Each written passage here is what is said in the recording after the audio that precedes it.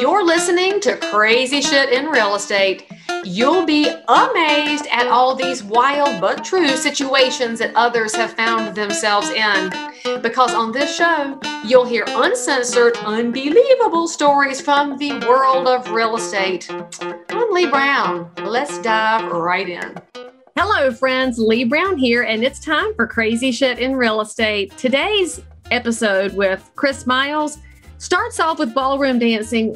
Don't even ask yourself how. Just know that you're about to get some good advice on property management, some excellent advice on risk and return, and also maybe some insights on moving past foreclosure while you think about a house that wasn't as well built as its own doghouse. Oh, you heard me. Listen, enjoy the show, and we'll see you on the other side.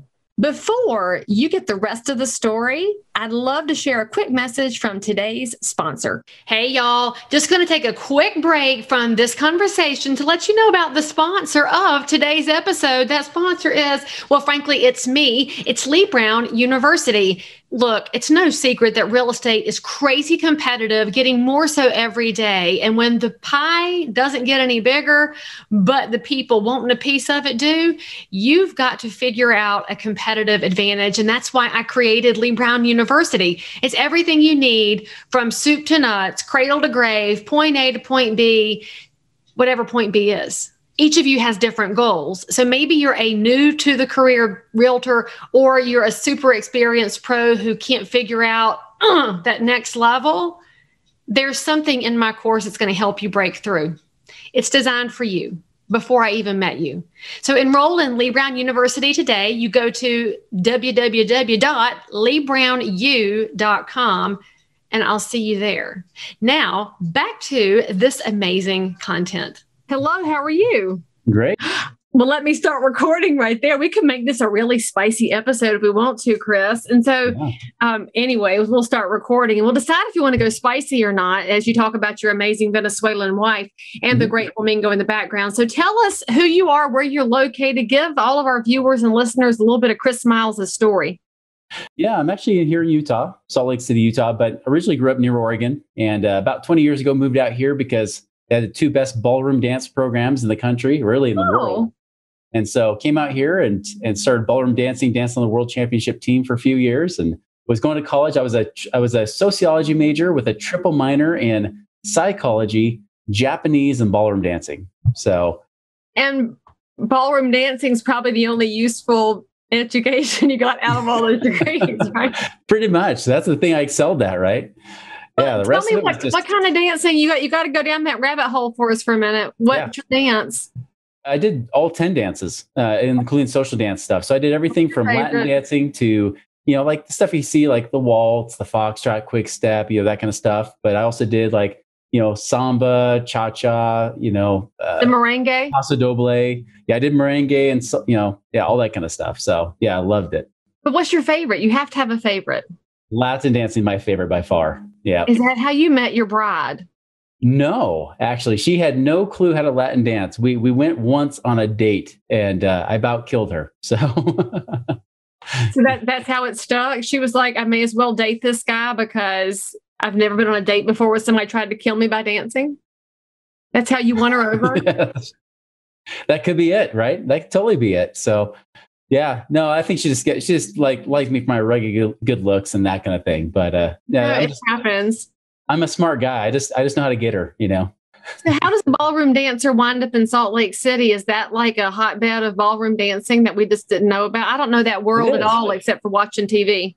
Yeah, actually, like in 2006, by the time I was able to become financially independent the first time, I was kind of like semi-retired, and I was even teaching, like volunteer teaching ballroom dancing at the local university. And that was just a couple years later, that university went to Dancing with the Stars and won the collegiate championship that they had. They got the Mirrorball trophy. Yeah. So yeah, it's a hotbed for dancing and all that kind of stuff. So a lot of times you see Dancing with the Stars. A lot of times the professionals are coming out of Utah if they're not coming from New York or New Jersey, right? Had no idea. In the Carolinas, we have shag. That was born here. Do you know how to shag? Not at all. Nope. Oh, now that's sad. A guy I went to high school with, you'll probably love this.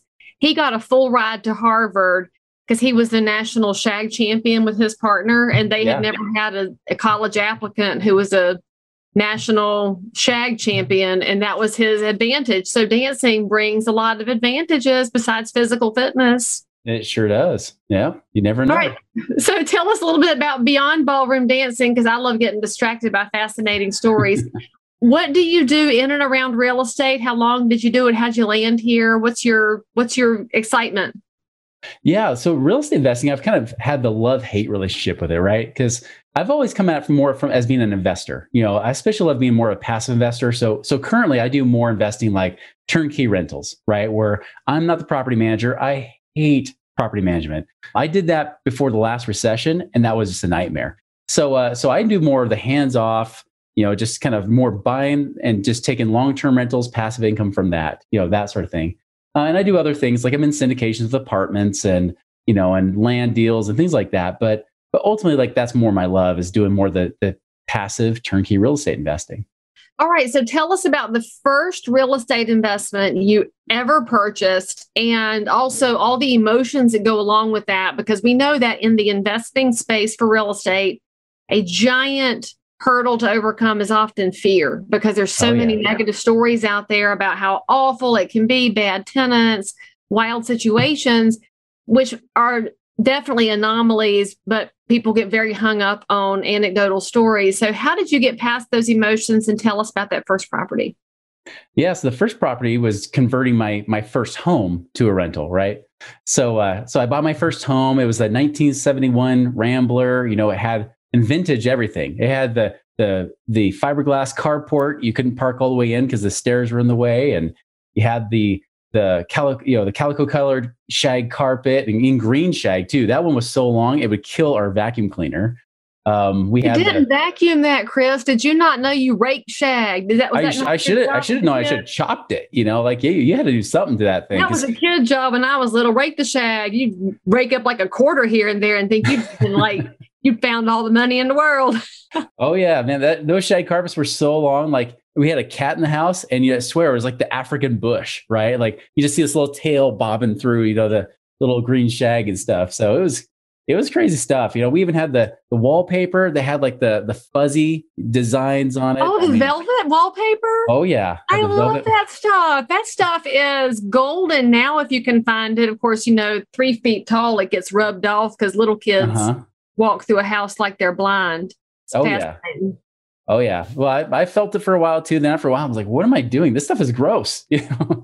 So we eventually replaced that. We even added a bedroom to make it a 4-bed, 2-bath. And then we got to the point of 2006, right? So everything's getting hot, and money started coming more readily too. So I was ready to upgrade to a different house. We were having more kids and things like that. So I was like, all right, what am I going to do with this property? Well, there's a local real estate group. And of course, back then, everything was about being creative.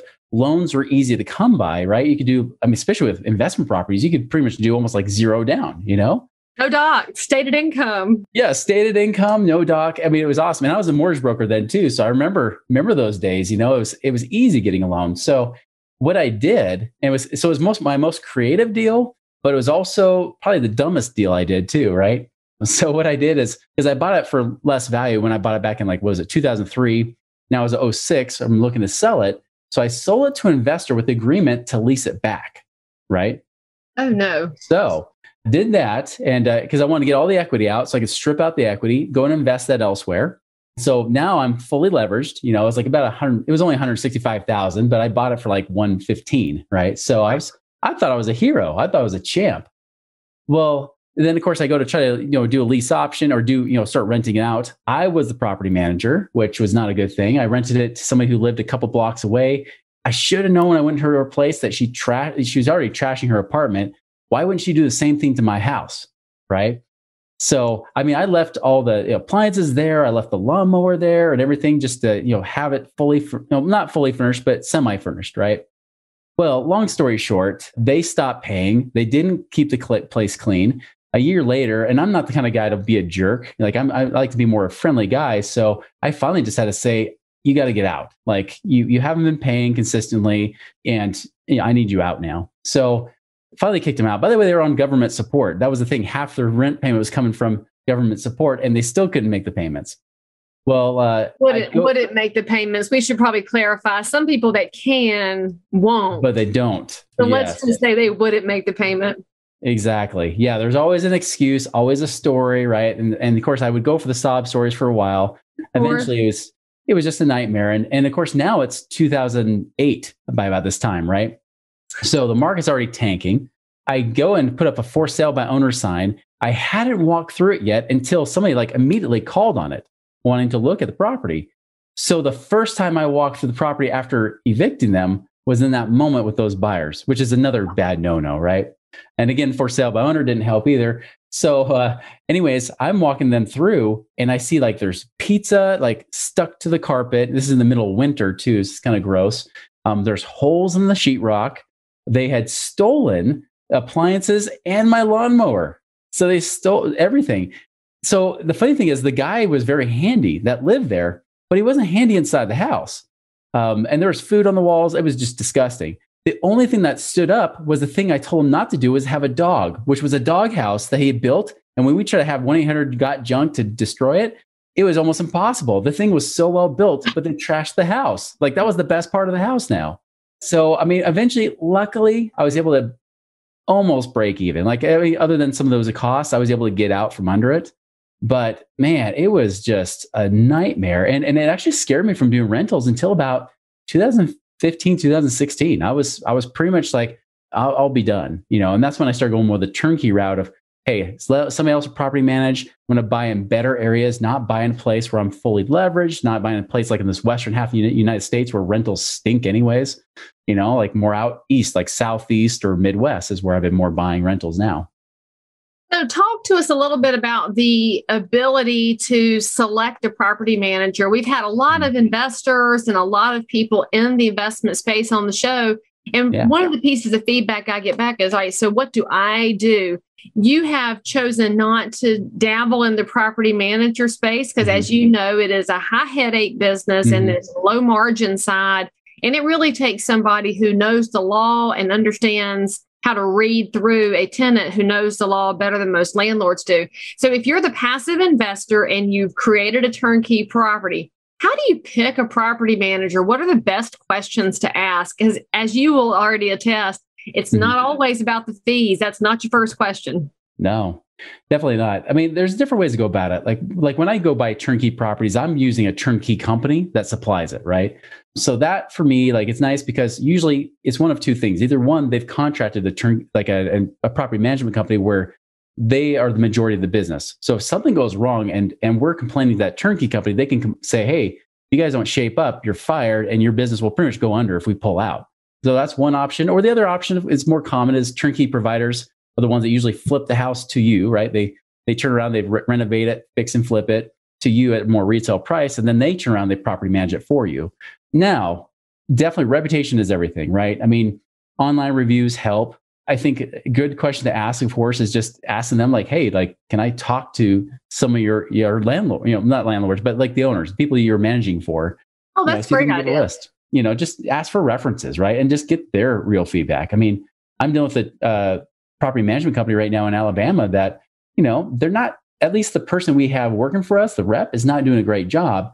And I've learned, I had one client, same problem. Like she had a property management firm, specifically the rep that was part of that company said, hey, you know what? I know you said no dog policy, but if we allow dogs, we'll have more rental options. And she's like, are you sure? Because I thought we had plenty of rental options. Like, no, I think you'll be good. Oh, but if you want a dog, you have to build a fence. So we at least need to build a cyclone fence for $650. And she came to me and she said, what do you think? Because I'm more advised her like on the consulting side, right? And I said, no. In fact, we're going to complain right now. So we went through the turnkey company, complained to them. They went back to the property management company. And what ended up happening is they said, you know what? You're fired. They fired the person. The next week got a new rep on it. And within a week, they got a renter at exactly the market price they were hoping for.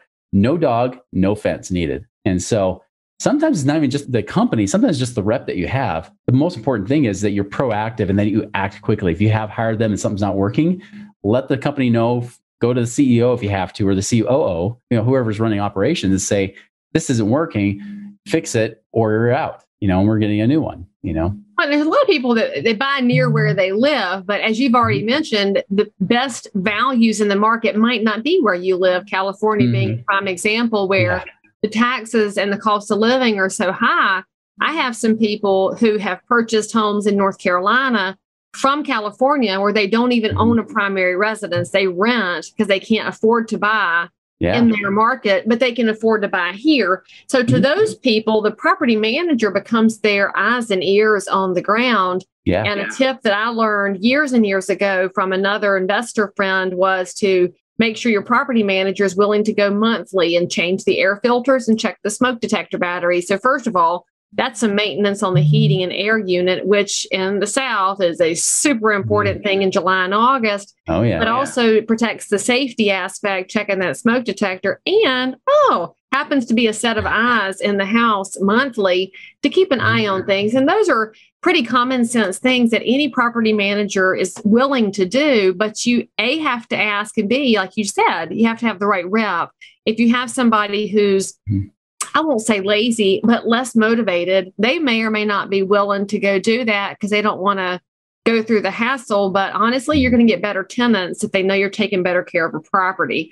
So thinking about your investment strategy, how do you pick properties in a market such as we're recording this, by the way, at the beginning of June 2021, when the market is still ridiculously high. It feels frothy in a lot of markets. We don't have enough inventory. Of course, the cost of new construction is something you just can't peg right now because lumber is crazy. So when you look at all the factors right now, there's still opportunities to buy no matter what's happening.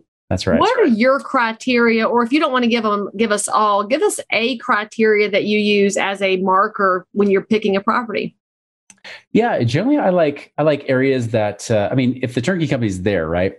I like areas where they've got multiple industries. It's not like a one-horse town like Vegas. Like you don't want to be in Vegas where it's all based on tourism and hospitality. You can't, Dude, that's Sodom and Gomorrah. There's going to be a pillar of salt at the entrance to that city at some point. Oh yeah. Yeah, exactly. Like it's just like Detroit was, before the last recession, it was all automotive. And then when that crashes, the whole thing falls apart, right? So you want a place that's really diverse with their industries so that even if one industry goes down, it doesn't wipe out the whole town and then you're struggling, right? I also like places that have lower prices with higher rents, higher market rents in comparison. So seeing how that looks. Personally, I like to go, like when I know I get a mortgage on a property, say I put 20 or 25% down on a property, I want to get at least a 10 to 12% cash on cash return. Just like I have a property in Fayetteville, North Carolina right now, and that thing's doing great. And right now in North Carolina, the rents are starting to boom with what's going on, which is great because we want that because that keeps me in the property more because my return on equity is still good, right? So I'm looking at the numbers too. Definitely, I don't like to buy in any like C and D class type neighborhoods. I've seen a lot of people come to me and they're like, yeah, I've got 5 rental properties and they're all in Columbus, Ohio, which can be a decent market. But then you find out they're buying this $40,000 or $50,000 properties that are just pieces of crap. And they never appreciate. So there's no potential growth on it. And that might cash flow okay, but you attract really interesting tenants sometimes, right? You often will be getting like Section 8 or something like that.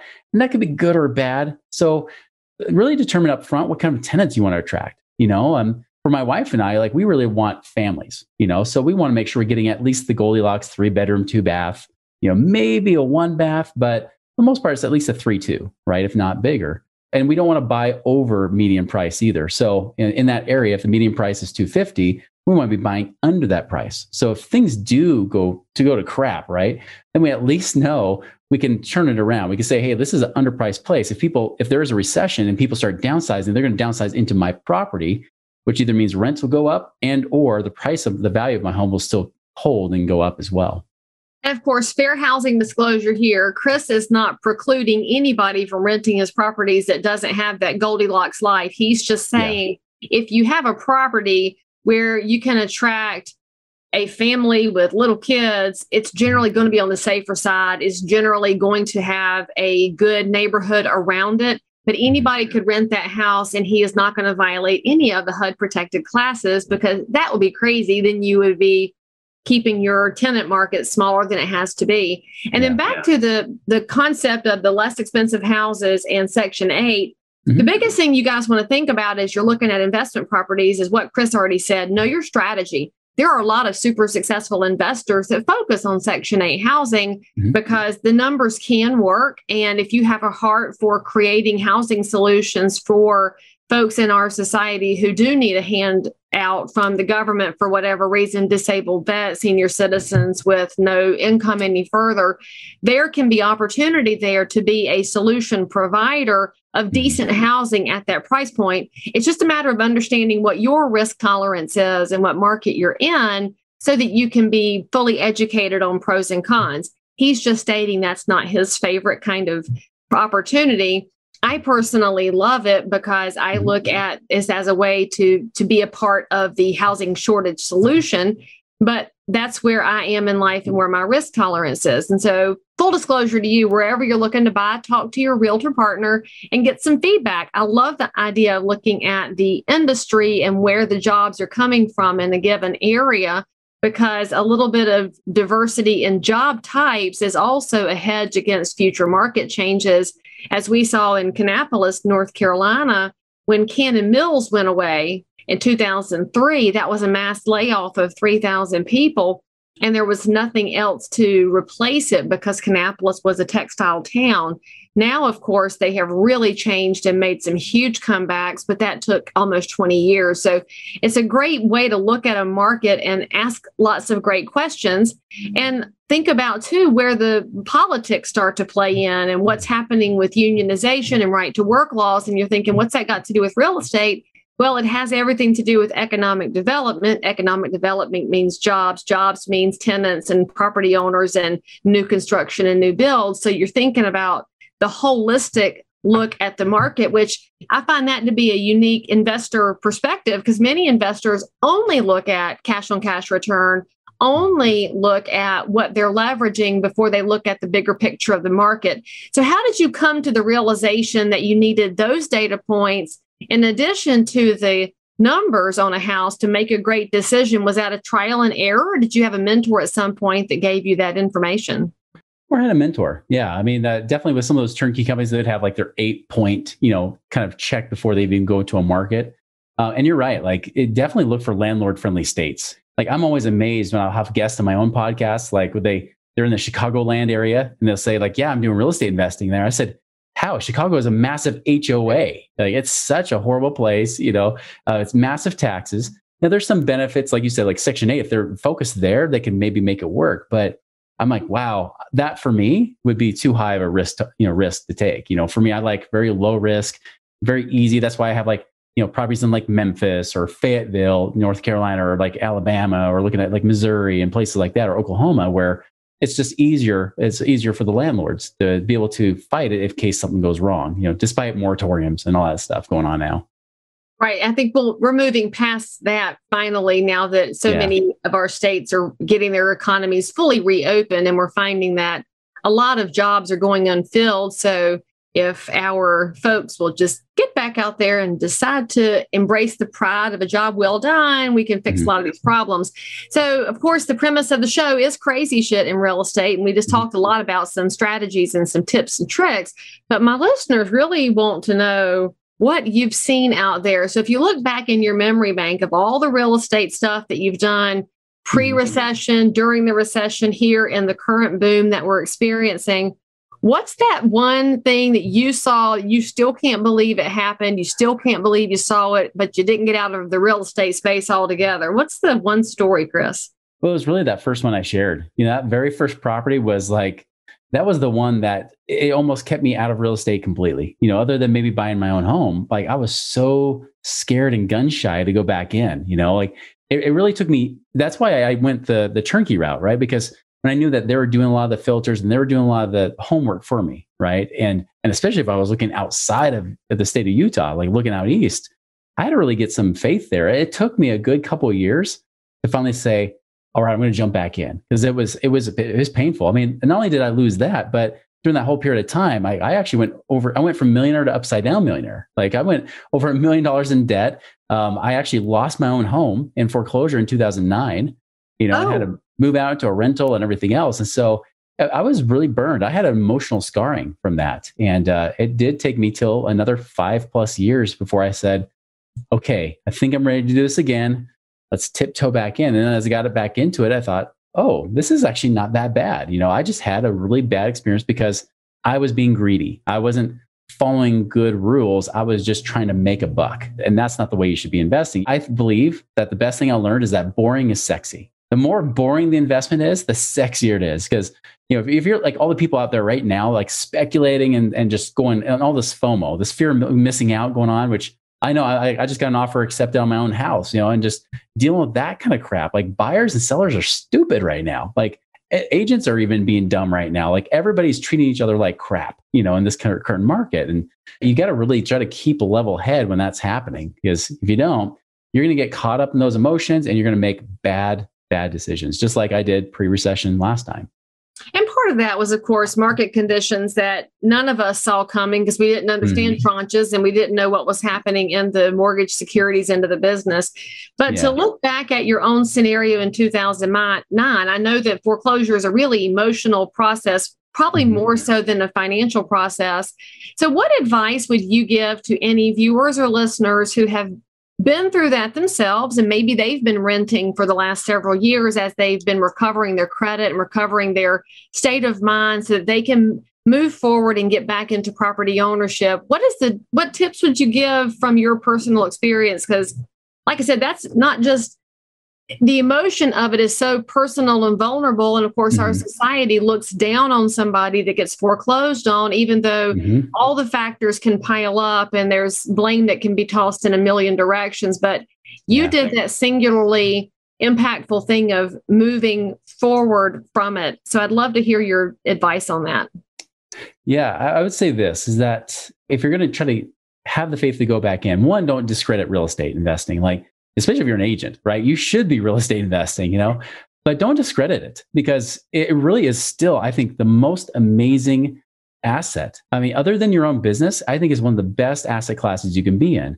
I mean, where else, especially with doing long-term rentals, where else can you make cash flow, right? The net cash flow that can be better returning than even the stock market by itself, not including the tax benefits, not including the possible appreciation, which you don't even have to bank on. I love it that my renters pay down my mortgage for me. I mean, there's extra equity being built, whether it appreciates or not. Like when you look at those total returns, there's nothing that can really compete with it other than maybe your own business where you put your time and energy into it. And so you got to have faith to go back in. I would say get somebody to help walk along with you. Like, don't do it alone. Have somebody to be willing to say, hey, let's overcome this together. Like, that's what I wish I had earlier on, because maybe I would have got back in sooner than I did. I would took a long time warming up to it. But again, everybody has their own time, but don't think that just because you had this bad emotional experience, like just like I did, don't think that means it's always bad. Like, it just means that, either, like you said, one, there's market conditions you didn't expect, like very few did.